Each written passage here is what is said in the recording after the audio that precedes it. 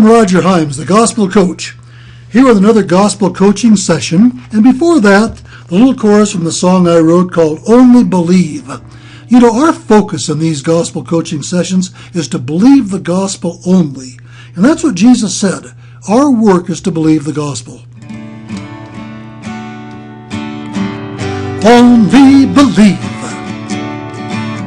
Only believe. Only believe, this I require of thee.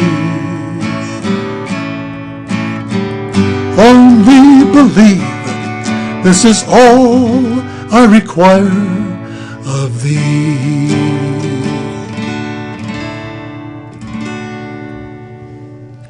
Do you realize that God doesn't really give us a choice what to believe? He really doesn't. I mean, after all, He's God, isn't He?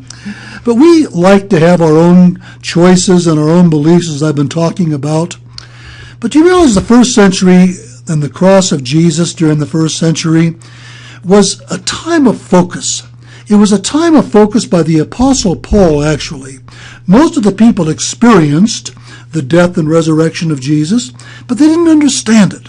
So Jesus commissioned Paul on the Damascus Road to actually present the meaning of the finished work of his cross to people. So Paul kind of filled in the gap during most of the first century.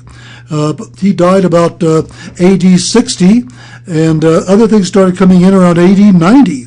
So most of the time was spent with Paul's writings. Now next there was the Dark Ages. Oh wow, what a change. The dynamics of the cross were buried. They were forgotten. They were dissolved. And just a lot of methodical religion came about. And also the people believed that anybody who didn't believe what they believed should be killed. So that's where the Dark Ages came in. The Crusades, which resulted in terrible things. And later the witch hunts in the eastern United States. But then after the Dark Ages was the Reformation.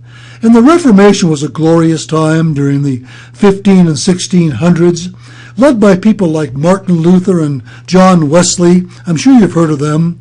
At this time, it might be said the gospel of the meaning of the finished work of Jesus was reborn. It was born again. And the writings of the Apostle Paul were re-examined and rejuvenated. The slogan became, "The just shall live by faith." It was a time of focus in the gospel. But this was quickly changed by what was called the Age of Enlightenment. This was during the 1700s and 1800s, mainly starting in Europe, but later coming into the United States. There was once again a lack of focus. It was a time of enlightenment, as it was called, and all types of philosophies and theories and opinions were born. The philosophy of the times became anything goes. This caused the birth of all types of different religions and denominations and churches, like we talked about last time. The manifest destiny concept of this nation totally changed. You know, we were born under one nation under God, and in God we trust. But this was quickly discarded, and all new directions were born, all new types of denominations. It was like a second Tower of Babel, like I said last time. Things became spiritually insane. Now, today we have our modern Western mindset and thinking. The gospel is one of many choices, and most Christians can't even tell you what the gospel is. It's been so saturated with other types of thinking. Some believe it's associated somehow with their salvation, if they believe in salvation. You know, so many denominations and Christians and churches don't believe in salvation. So it's really a time of dark ages today again. We're just consumed by different theories and different thoughts. And it's estimated that somewhere around 7 to 10% of all Christians only have any type of understanding of the gospel whatsoever today. Most of them live in darkness, or the dark ages, when viewed from that perspective. Now, it's vital to have an understanding of this that we've been talking about, so you know how things have progressed. You've seen how things have degenerated into so many philosophies and opinions and denominations, like we talked about last time. And as we talked earlier, the Supreme Court of the United States said that we basically don't have beliefs today that could be defended by the Constitution of the United States. They call them hip pocket beliefs, if you remember that coaching session.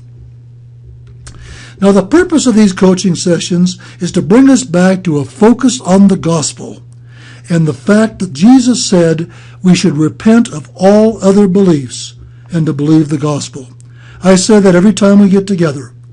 Paul was commissioned to defend and proclaim and protect the gospel, and we need to do the same thing. Hey, I'm Roger Himes, the Gospel Coach, and I want to thank you for listening.